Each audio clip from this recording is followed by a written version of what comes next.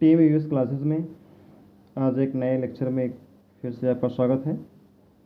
चलिए आज हम लोग कक्षा 11 के रसायन के मूलभूत सिद्धांत नाम के चैप्टर यानी पहला चैप्टर इसके अगले कुछ हेडिंग्स पढ़ते हैं। तो हम लोग अब देखते हैं कि रासायनिक संयोजन के नियम। रासायनिक संयोजन के नियम क्या हैं? तो रासायनिक पदार्थ यानी तत्वों के कॉम्बिनेशन से, तत्वों के संयोजन से जो यौगिक का निर्माण होता है यही रासायनिक संयोजन का नियम कहलाता है। इसके अंतर्गत 5 अलग अलग नियमों का उल्लेख किया जाएगा, जिसमें पहला है द्रव्यमान संरक्षण का नियम, दूसरा है स्थिर अनुपात का नियम, तीसरा है गुणित अनुपात का नियम, और चौथा है व्युत्क्रम अनुपात का नियम, और पांचवा रासायनिक तुल्यता का नियम। तो इन पांचों को हम लोग देखते हैं। तो आज हम लोग देखिए शायद हो सकता है कि 1 या 2 पढ़ पाएँ, बाकी हम लोग बाद में पढ़ेंगे आगे अगले लेक्चर में। आज देखते हैं कि क्या क्या हम लोग समझ पाते हैं। द्रव्यमान संरक्षण का नियम पहला नियम है। इस नियम के अनुसार रासायनिक अभिक्रियाओं में पदार्थों का कुल द्रव्यमान अपरिवर्तित रहता है। अर्थात कहने का मतलब ये है कि जब रासायनिक अभिक्रिया होती है तो रासायनिक अभिक्रिया के दौरान जो अभिकारक होते हैं और जो उत्पाद होते हैं, यानी अभिकारक अभिक्रिया होने से पहले के अभिक्रिया होने से पहले के पदार्थ, और उत्पाद यानी अभिक्रिया होने के बाद के पदार्थ, ये दोनों पदार्थों का जो द्रव्यमान होता है ये कोई भी चेंज नहीं आता इसमें, ये अपरिवर्तित रहता है। मतलब कहने का ये अगर पहले 10 ग्राम या 20 ग्राम चाहे जो भी द्रव्यमान लिया गया हो, बाद में कोई नया पदार्थ बनता है तो उतना ही उसका भी द्रव्यमान रहेगा बनने वाले पदार्थ का। तो यहाँ पे एक समझाया गया, जैसे NaCl plus AgNO3 silver nitrate यानी सोडियम क्लोराइड और सिल्वर नाइट्रेट आपस में रिएक्ट करके बनाते हैं क्या? Silver chloride plus sodium nitrate. तो AgCl यानी ये सफ़ेद PPT प्रेसिपिटेट होता है और छेप होता है। तो अभिक्रिया के पहले जो अभिकारक थे इनका जितना द्रव्यमान था, अभिक्रिया होने के बाद जो बनने वाले नए प्रोडक्ट यानी नए पदार्थ थे उनका भी द्रव्यमान इन अभिकारक और उत्पाद के द्रव्यमान यानी आपस में क्या है? बराबर है। तो यहाँ एक समझाया गया अभिकारक का द्रव्यमान बराबर क्या होता है? उत्पाद का द्रव्यमान। तो यानी कोई भी चीज़ ना ही यहाँ पर कभी भी पूरी पृथ्वी पर ना तो बनाई गई और न ही नष्ट की गई। कहने का अर्थ ये है कि जो कुछ हुआ है यहाँ पर पदार्थों का मॉडिफिकेशन, उत्परिवर्तन हुआ है, एक रूप से दूसरे रूप में बदला जा सकता है, लेकिन किसी भी पदार्थ को ना तो हम खुद क्रिएट कर सकते हैं और ना ही हम उसको डिस्ट्रॉय कर सकते हैं। तो यही पदार्थों के स्वरूप को बदल दिया जाता है, उसके रूप को बदल दिया जाता है। इसीलिए इसे क्या बोलते हैं? द्रव्यमान संरक्षण का नियम। इसका एक एक्सेप्शन भी है कि जो अपवाद है जिसके ऊपर ये नियम लागू नहीं होता, तो कौन है? नाभिकीय अभिक्रियाओं में द्रव्यमान संरक्षण का नियम लागू नहीं होता है। तो नाभिकीय अभिक्रियाओं के लिए आइंस्टीन के अनुसार एक फार्मूला बनाया गया, यानी एक थ्योरी दी गई, एक कॉन्सेप्ट दिया गया है, E बराबर डेल्टा mc²। तो जहाँ डेल्टा m है, डेल्टा m अर्थात यानी यहाँ पे पदार्थ क्या हो रहा है?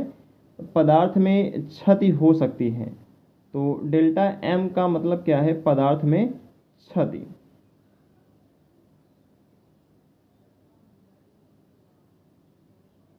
पदार्थ में क्षति। तो जब पदार्थ में क्षति होगी तो जाहिर सी बात है कि उसमें उसके ऊपर द्रव्यमान संरक्षण का नियम लागू नहीं हो सकता। आगे देखते हैं हम लोग स्थिर अनुपात का नियम। स्थिर अनुपात का नियम क्या होता है? दूसरा वाला है। इस नियम के अनुसार जे प्राउस्ट हैं, जे प्राउस्ट एक साइंटिस्ट हैं, उन्होंने इस नियम को बनाया, इस नियम को दिया है। इस नियम के अनुसार एक यौगिक में निश्चित प्रकार के तत्व एक निश्चित भारानुपात में संयुक्त रहते हैं, न कि उनके स्रोत पर निर्भर करते हैं।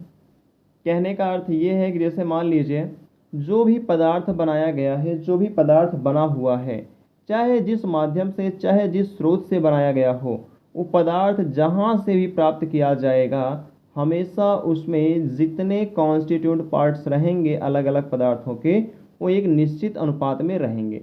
अब आपको समझाएं यहाँ पर, तो जैसे आप देख लीजिए, ये जो जल है H2O है। अब H2O जो होता है, ये चाहे तालाब का H2O यानी जल हो, चाहे नदी का जल हो, चाहे तो नलकूप का नल का जल हो, कहीं से भी जल प्राप्त किया गया हो, लेकिन हमेशा उसका फॉर्मूला क्या बनेगा, H2O ही रहेगा। यानी इसमें कोई भी परिवर्तन होने वाला नहीं है। अब H2O अगर मान लीजिए नदी के पानी को H2O बोले, तालाब के पानी को H3O नहीं बोल देंगे, या फिर कुछ और नहीं बोल देंगे, फार्मूला हमेशा उनका सेम रहेगा। यानी उसमें हाइड्रोजन के 2 पार्ट्स और ऑक्सीजन के 1 पार्ट्स हमेशा संयुक्त रहेंगे। तो 2 ग्राम हाइड्रोजन और 16 ग्राम ऑक्सीजन के भारानुसार आपस में संयुक्त होने से H2O का निर्माण होता है। तो इनका अनुपात अगर देखा जाएगा तो 1:8, यानी 1 अनुपात इसमें किसका है, इसमें हाइड्रोजन का है, बाकी 8 भाग किसका है, ऑक्सीजन का है। तो 1:8 के अनुपात में ये संयुक्त रहते हैं, तब जाकर के H2O बनता है। CO2 है, CO2 में 1 भाग कार्बन का और 2 भाग ऑक्सीजन का रहेगा, तभी जाकर के CO2 बनेगा। अब इसमें अगर ज़रा भी चेंज आएगा, कुछ भी बदलता है CO2 में, कोई भी तत्व या कम या ज़्यादा होता है, तो CO2 नहीं रह जाएगी, कार्बन डाइऑक्साइड फिर नहीं रह जाएगी।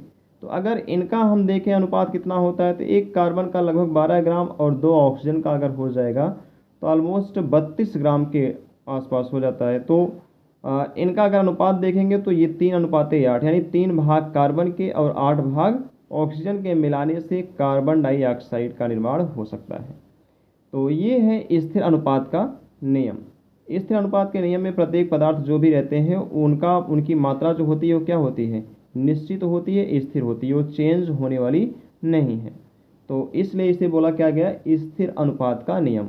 अब ये अच्छी बात यह है कि वो किसी भी स्रोत पर निर्भर नहीं करते हैं, चाहे जहाँ से वो प्राप्त किए गए हों, बस उन पदार्थों के आपस में भारानुसार जो होते हैं उनके कॉन्स्टिट्यूंट पार्ट्स के ऊपर डिपेंड करते हैं कि कितने पार्ट्स इसमें संयुक्त होंगे तो ये चीज़ बनेगी। अभी H2SO4 है, H2SO4 में 2 भाग हाइड्रोजन, 1 भाग सल्फर और 4 भाग ऑक्सीजन का मिलेगा, तभी जाकर के H2SO4 बनेगा। अन्यथा अगर आप इसमें कुछ भी कम ज़्यादा करते हैं तो H2SO4 सल्फ्यूरिक अम्ल नहीं रह जाएगी। तो ये होता है स्थिर अनुपात का नियम। आगे हम लोग देखेंगे गुणित अनुपात का नियम देखेंगे, व्युत्क्रम अनुपात का नियम देखेंगे और रासायनिक तुल्यता का नियम देखेंगे, लेकिन ये हम सब करेंगे अगले एपिसोड में। तब तक ले लेते एक छोटा सा ब्रेक और आप आगे रिवीजन करते रहिए। Thank you.